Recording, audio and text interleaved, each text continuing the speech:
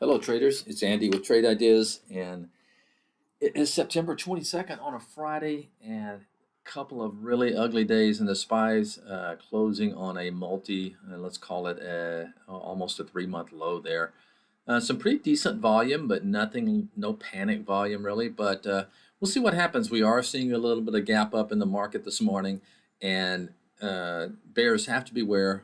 We have end of quarter coming up next week, and a lot of times the funds will support stocks and hold them up and even rally them, to get those reports looking good at the end of quarter. But let's play the price action. All right. And speaking of which, let's take a look. I am noticing some relative strength in some stocks coming up.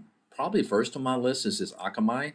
That is some incredible relative strength there. And if I zoom out, you can see we're kind of in this area where we could be looking at a gap fill.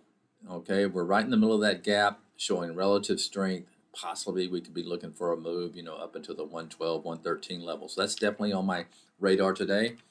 Another one is Comcast is holding up decent. Okay, not selling off with the market. Okay, that's relative strength, even though it's not going higher. So above that 46 level definitely has my attention. VST is one that is holding, once again, ugly day. I'm not sure what that was. It's a huge volume bar there, and then sell off and then reverse. But anyway, I'll be looking for possible break above that 33.85 level in that VST. And let's take a look at one more.